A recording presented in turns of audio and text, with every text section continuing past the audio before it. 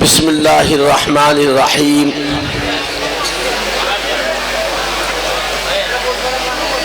الحمدللہ رب العالمین والصلاة والسلام علی سید الاولین والآخرین سیدنا محمد وعلی آلہ واصحابہ وازواجہ وذریاتہ وبارک وسلم تسلیما کثیرا کثیرا اما بعد فاعوذ باللہ من الشیطان الرجیم بسم اللہ الرحمن الرحیم ربنا واجعلنا مسلمین لک ومن ذریتنا امتا مسلمتا لک وارنا مناسکنا وتب علینا انکا انت التواب الرحیم صدق اللہ العلی العظیم وقال النبی صلی اللہ علیہ وسلم کل مولود یولد علی الفطرہ فابواہ یحودانہ او ینصرانہ او یمجسانہ او کما قال صلی اللہ علیہ وسلم۔ حضرات علماء کرام، بزرگان محترم، معزز حاضرین، دینی بھائیوں، پردہ نشین اسلامی ماؤں اور بہنوں،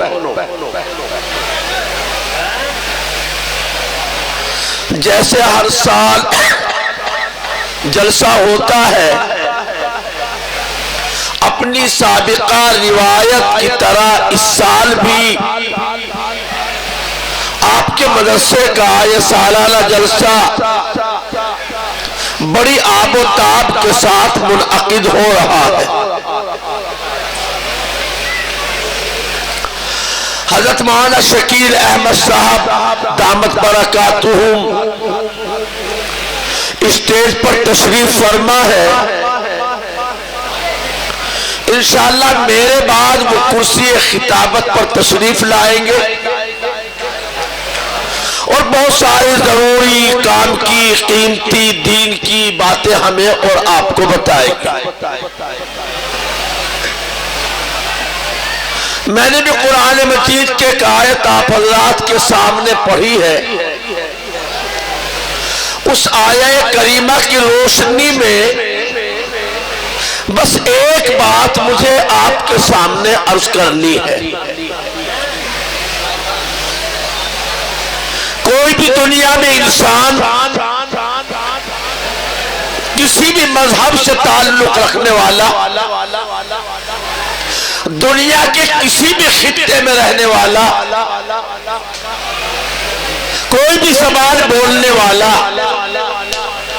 کسی بھی طرح کی زندگی گزارنے والا، چاہے غربت کی زندگی چاہے امیری کی زندگی، لیکن دنیا میں ہر انسان یہ چاہتا ہے، اس کی یہ خواہش ہوتی ہے کہ میری آنے والی اولاد اچھی ہو جائے۔ بہت بڑا چور ہے، ڈکیت ہے، شرابی ہے، بدکار ہے، وہ بھی یہی چاہتا ہے کہ میری اولاد اچھی بنے۔ ڈاکو یہ نہیں چاہتا کہ میری اولاد ڈاکو بنے، شرابی یہ نہیں چاہتا کہ میری اولاد شرابی بنے، بدکار یہ نہیں چاہتا کہ میری اولاد بدکار بنے، ان پڑھ یہ نہیں چاہتا کہ میری اولاد بھی ان پڑھ رہے، رکشہ چلانے والا یہ نہیں چاہتا کہ میری اولاد بھی میری طرح رکشہ چلائے، بلکہ ہر ایک یہ چاہتا ہے کہ میری اولاد ہر اعتبار سے اچھی بن جائے۔ زندگی خوشگوار ہو جائے، وہ دنیا کا بہترین بڑا انسان بن جائے، میری اولاد کا دنیا میں نام روشن ہو جائے، حتیٰ میرے بیٹے کے نام کی چرچا ہو جائے. یہی چاہتے ہیں نا، یہی فکر ہوتی ہے، یہی فکر ہونی بھی چاہیے. دنیا میں تمام نبیوں نے بھی، اللہ کے ولیوں نے بھی، اللہ کے نیک بندوں نے بھی، ہر فکر رکھنے والے انسان نے ہمیشہ یہی فکر کی ہے اپنی اولاد کی. چنانچہ جو آیت میں نے پڑھی ہے حضرت سیدنا ابراہیم خلیل اللہ علیہ السلام، جن کو ابو الانبیاء بہت سارے نبیوں کے باپ بھی کہا جاتا ہے، جو اللہ کے خلیل ہیں، جو اللہ کے گھر خانے کعبہ کے معمار ہیں. جب حضرت ابراہیم علیہ السلام اللہ کا گھر خانے کعبہ اس کی دیواروں کی چنائی کر رہے تھے، دیواریں اٹھا رہے تھے، معماری کا کام کر رہے تھے، ساتھ میں آپ کے بیٹے حضرت اسماعیل علیہ السلام بھی آپ کے کام میں شریک تھے، آپ کی مدد کر رہے تھے، تو آپ اس وقت میں کچھ دعائیں بھی کر رہے تھے. کرنی بھی چاہیے. جب بھی اللہ تعالیٰ نیک کام کرنے کی توفیق دے، اپنے سے جب بھی کوئی نیک کام ہو جائے تو نیک کام ہو جانے پر دعائیں مانگو. ایسے وقت میں اللہ دعائیں قبول کرتا ہے. دن بھر روزہ رکھا ہے، نیکی کا کام کیا ہے، افطاری کے وقت دعا کرو، قبولیت کا وقت. نماز پڑھی ہے، نیکی کا کام کیا ہے، سلام پھیر دیا ہے، ہاتھ اٹھاؤ دعا کرو، اللہم انت السلام و منک السلام. نیکی کا کام کیا، اللہ دعا قبول کرے گا. بچوں کو قرآن شریف پڑھایا، قرآن شریف حفظ مکمل ہوا ہے، مجلس منعقد ہو گئی، تقریب کر لی گئی، ختم قرآن کی دعا کی، مجلس قائم ہو گئی، بچوں نے قرآن حفظ مکمل کیا. دعا کرو، اللہ ایسے وقت کی دعائیں قبول کرتا ہے. حضرت ابراہیم علیہ السلام بھی اللہ کا گھر بنا رہے. اللہ کا گھر بنانا نیکی کا کام ہے. اللہ کا گھر بنا رہے تو دعا کر رہے. کیا دعا کر رہے؟ سب سے پہلے آپ نے دعا کی اپنے لیے اور اپنے بیٹے کے لیے، اپنی فکر کی اور اپنے بیٹے کی فکر کی. ہونا بھی یہی چاہیے. سب سے پہلے اپنی فکر کرو، اپنے بال بچوں کی فکر کرو. اپنی تو پرواہ ہے نہیں، بال بچوں کا تو پتہ نہیں، دنیا میں پھر لے تقریر جھاڑتے ہوئے نہیں. پہلے اپنا تو سدھار کر لو، اپنے بال بچوں کا کر لو. یہی ترتیب ہے، قرآن نے یہی بتایا ہے. یا ایھا الذین آمنوا قوا انفسکم واہلیکم نارا.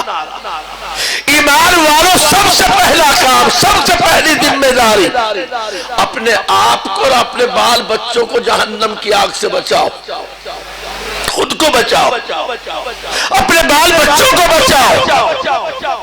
اس کے بعد اللہ توفیق دے، ہمت دے، طاقت دے تو انذر عشیرتک الاقربین. اپنے قریبی رشتہ دار ان تک پہنچو، ان کو دین پہنچاؤ، اللہ کے دین کی تبلیغ کرو، انہیں قیامت کے عذاب سے ہولناکیوں سے ڈراؤ. جب رشتہ داروں سے فارغ ہو جاؤ تو پھر لِتُنْزِرَ أُمَّ الْقُرَىٰ وَمَنْ حَوْلَهَا. پھر جو اپنا گاؤں ہے، اپنے گاؤں کے آس پاس بستیاں ہیں، قرب و جوار ہے، تو پھر وہاں تک کام کرو. جب وہاں سے فارغ ہو جاؤ تو پھر لِيَكُونَ لِلْعَالَمِينَ نَذِيرًا. پھر پوری دنیا دین جہاں تک پہنچا سکے پہنچاؤ.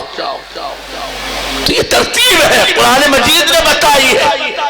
حضرت ابراہیم علیہ السلام نے بھی اپنی فکر کی، اپنے بیٹے کی فکر کی.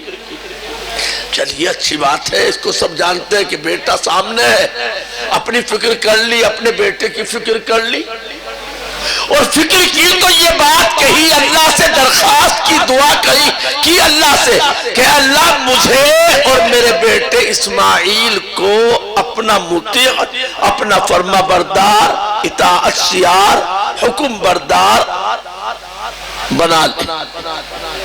لیکن اگلی دعا سنو، اپنے لیے کر لی، اپنے بیٹے کے لیے کر لی، آگے کی دعا وَمِن ذُرِّيَّتِنَا أُمَّةً مُسْلِمَةً لَكَ، ابھی ہمارے خاندان، ہماری نسل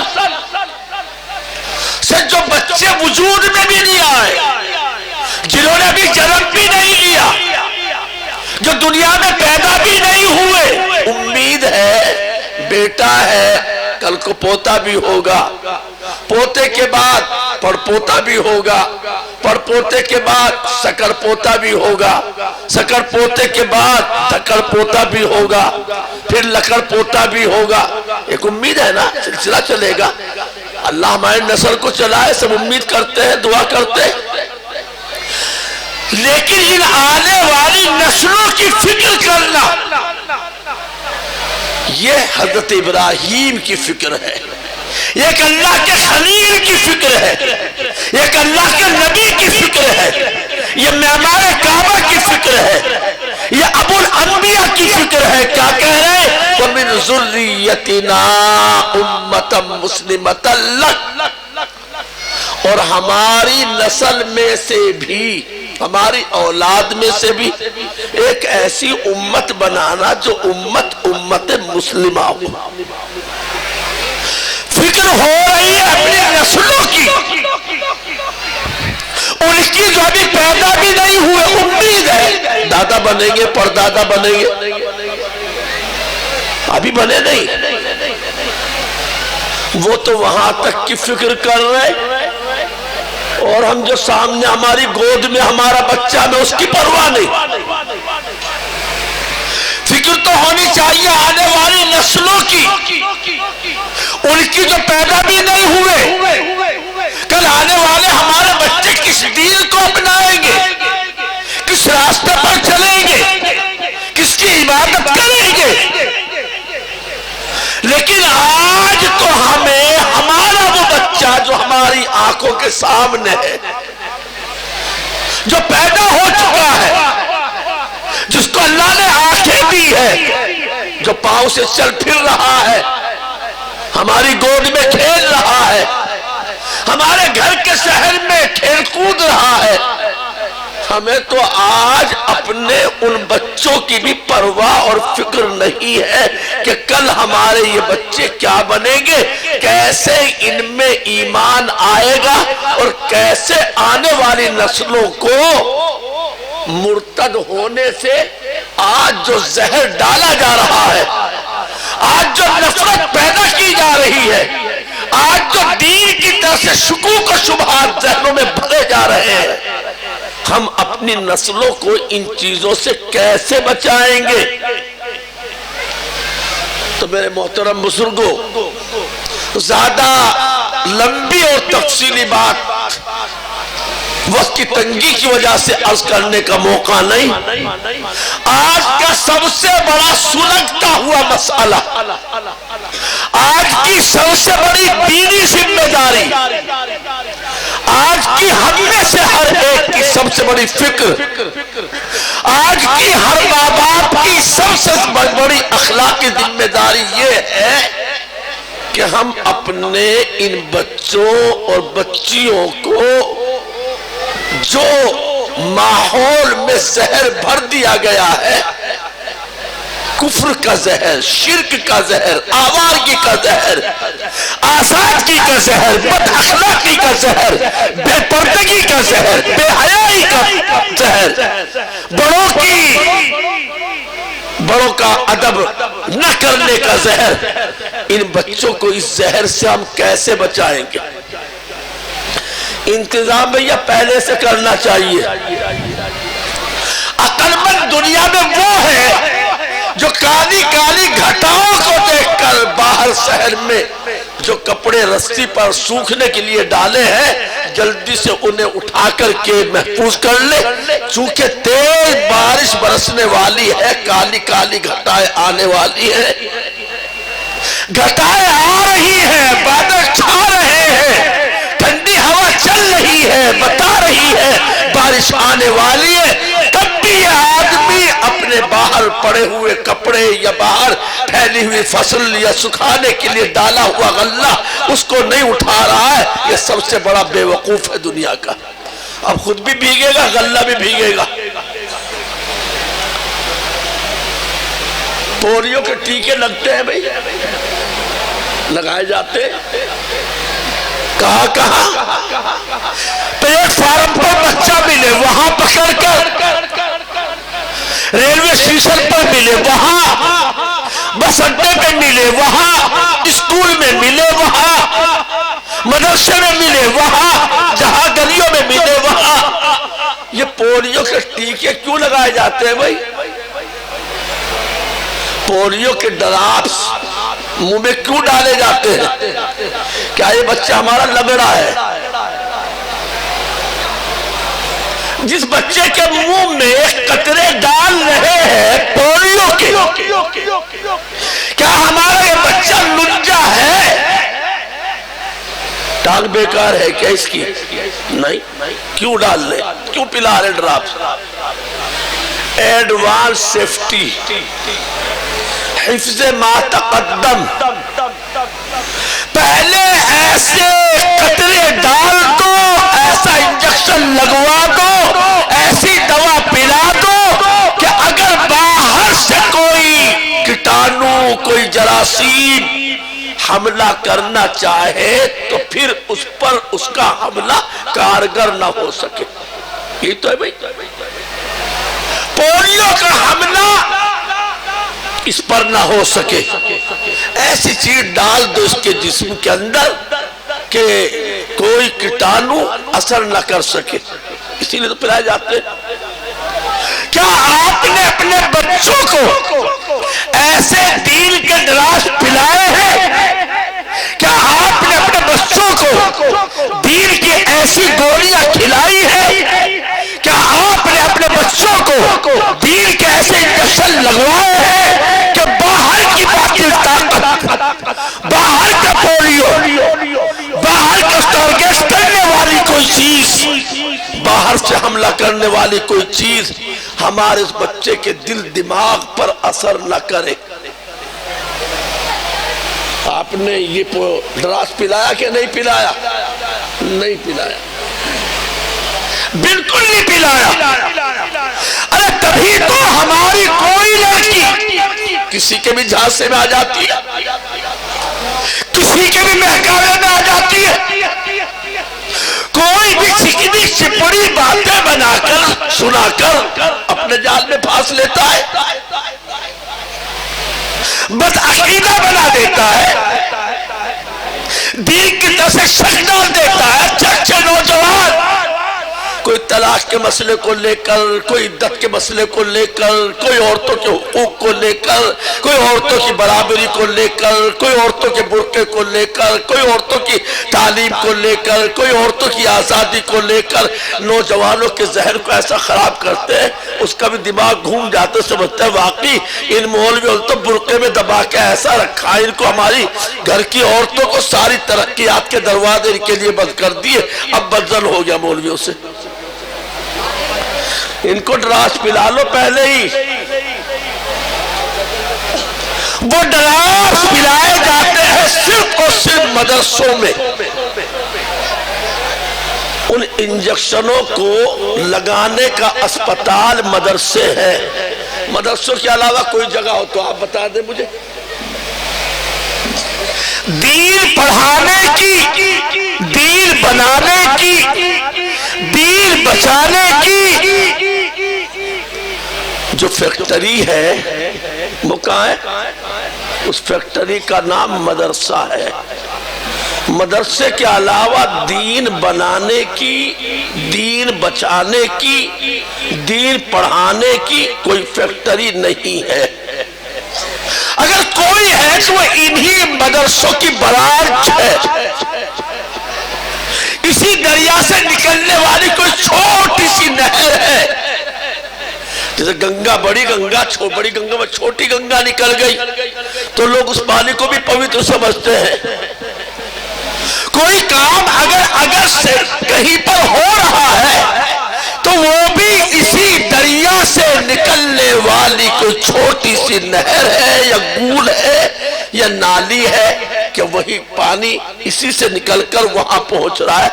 الگ سے کوئی مرکز، الگ سے کوئی فیکٹری، الگ سے کوئی ادارہ نہیں ہے.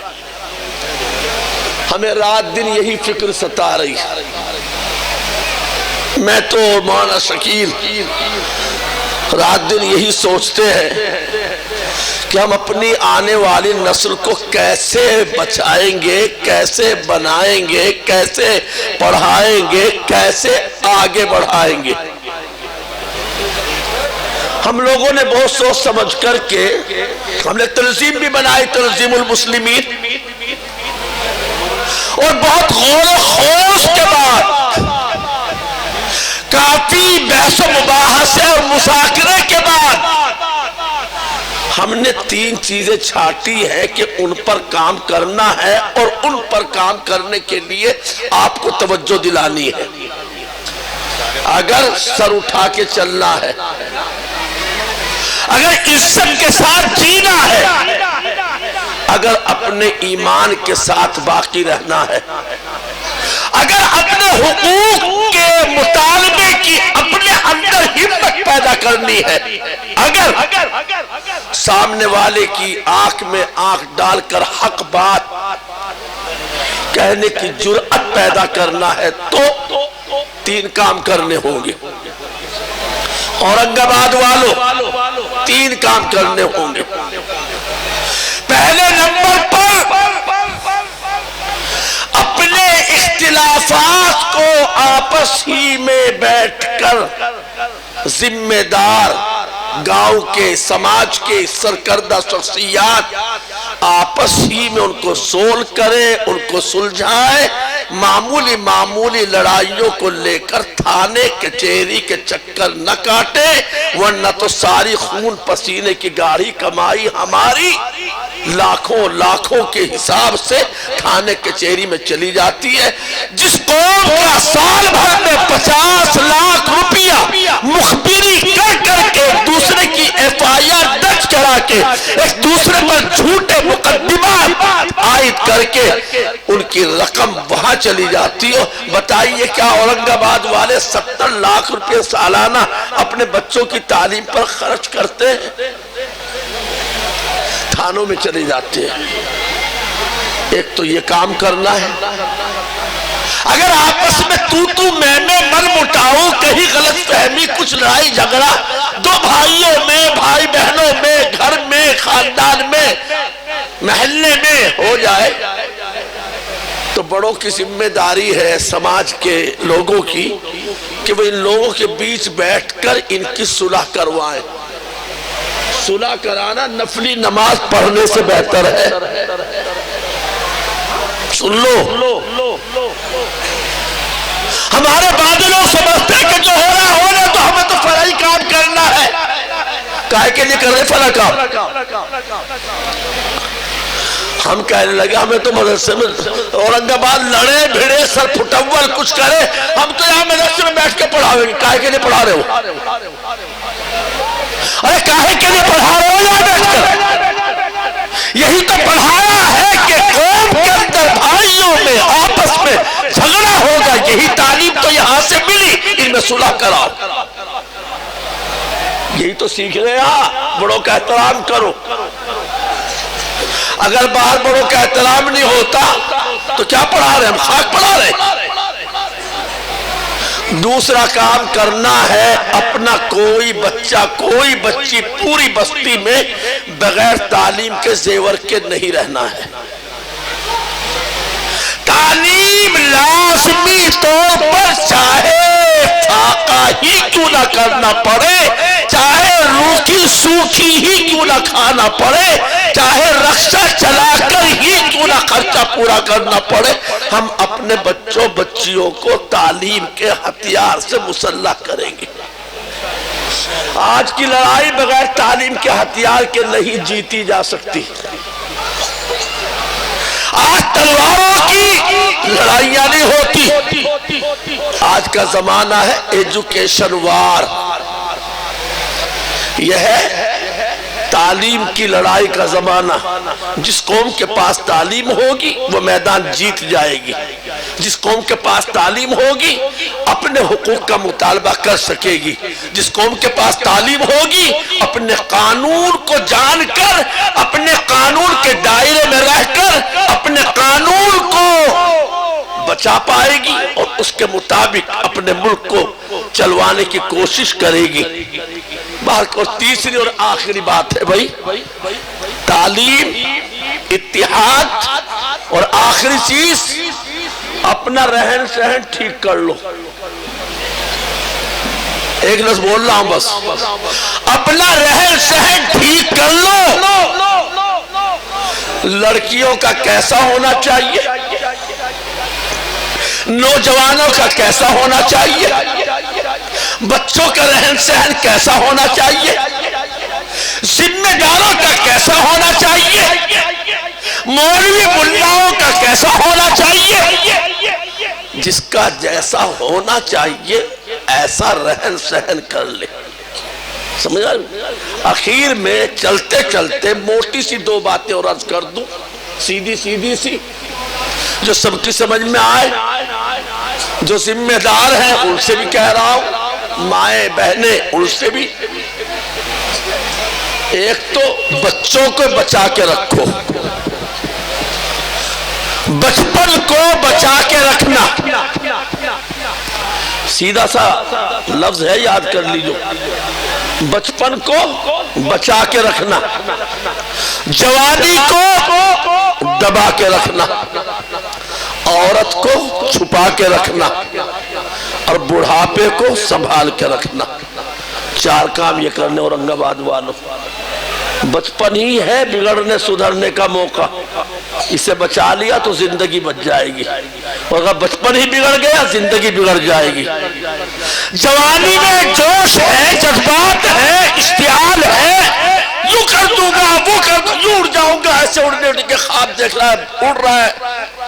भैया थोड़ा सा हल्का, थोड़ा सा ढीला, दबा के रख, ज्यादा नहीं उछला करते, वरना कभी उछल के टांग भी टूटे और सर भी फूटे। जरा सा ठीक ठाक रहो। और भैया ये औरतें जो धक्के खाते फिर रही कहीं ब्याह शादियों में, कहीं बाजारों में मेकअप करके, हम तो सोचते हमारी बुर्का होती है। मोटरसाइकिल जिनको मिलती है बड़े खुश होते हैं, ससुराल से मोटरसाइकिल मिली भैया, 1.5 लाख रुपए की है मोटरसाइकिल। घर वाली को पीछे बिठा के जब जाता है अपने ससुराल छोड़ने के लिए, ये तो बेचारा आगे देखता है, पीछे घर वाली नकाब उलट के दुनिया देखती है और दुनिया इसे देखती है। इसे बेचारे कुछ पता नहीं, ये तो गुलाम नौकर बना ड्राइवर है बगैर पैसे का, ये तो चल रहा है। गाड़ी नहीं दी, नौकर मिल गया फ्री का। हम तो सफर करते हैं ना, हमारा शकील पता नहीं कितने किस्से में बताते। बुरके वाली थी, शोहर मियाँ बेचारे आगे गाड़ी चला रहे मोटरसाइकिल, और ये अपना ऊपर को डाल करके नकाब, ये दुनिया का नजारा करती जा रही, पीछे मोबाइल पर बात करती जा रही। इसे बचा छुपा के रखो। नोटों की गड्डी जेब से बाहर निकाल के कोई नहीं रखता है, बटुए में छुपा के। नोट ज्यादा कीमती है या औरत की इज्जत ज्यादा कीमती है भाई? सोना कीमती है या सोना पहनने वाले कीमती है? सोना तो डब्बों में रखेंगे, पिन्नी में लपेटेंगे, तिजोरी में रखेंगे, और सोना जो पहनती है उसको बाजार में धक्का देंगे। जरा सा उसको छुपा कर रखो, और बुड्ढों को संभाल कर रखो। रोटी रोटी इन्हीं की बरकत से मिल रही है। हदीस में अंतुम तुरज़क़ूना बिज़ुआफ़ाइकुम बिसिब्यानिकुम, तुम्हें जो 2 वक्त की रोटी रोजी मिल रही है ना लुक़मे, یہ جو گھر کے چھوٹے بچے ہیں ان کے صدقے میں ملتی ہے، اور جو گھر میں سفید بال والا بڈھا پڑا ہوا ہے اس کے صدقے میں ملتی ہے۔ اسے دھکا دے کے مت نکال گھر سے باہر، بڈھوں کو گھر سے نکال کے دہلیز پر ڈال دیتے ہیں، اور دہلیز نہ ہو تو گھیر میں، اور کسی کا گھیر بھی نہ ہو تو پتہ نہیں کہاں لے جا کے ڈالتے ہیں۔ تو بھیا ان کی قدر کرو، ان کے صدقے میں اللہ پاک دیتا ہے، بوڑھوں کے صدقے میں رحمتیں اترتی ہیں، ان سے تو اللہ بھی شرماتا ہے۔ ہم نہیں شرماتے، ہمیں بھی شرم کرنی چاہیے۔ ہمارے جلسہ بالکل اس وقت اپنے شباب پر ہے، تھوڑی دیر رہتی ہے جوانی، جلسے کی کہتی میری آپ کی جوانی بھی تھوڑی دیر کیا کر، پہلے کی طرح جوانی نہیں رہتی، اب تو پتہ ہی چلتا کب کو جوانی آئے اور کب کو چلی گئی۔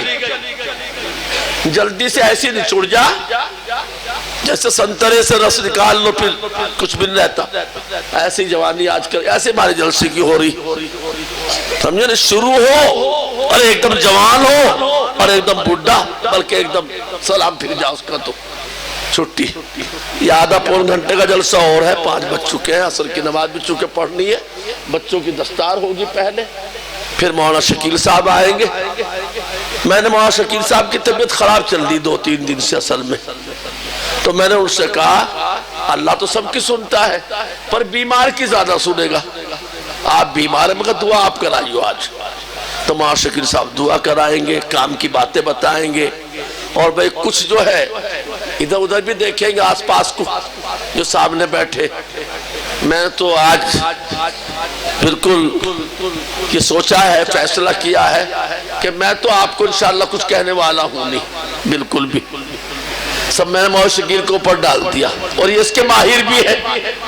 مولانا شکیل صاحب کو یہ کام کرنا بھی آتا، مجھے تو واقعہ یہ کہ کرنا نہیں آتا بالکل بھی۔ ہم دستار کر لیتے ہیں، لوگ آپ کی طرف کو منتظر ہو کر دیکھ رہے ہیں کہ مولانا اشارہ کرے تو انشاءاللہ ہم تیار ہیں۔ یہ اورنگ آباد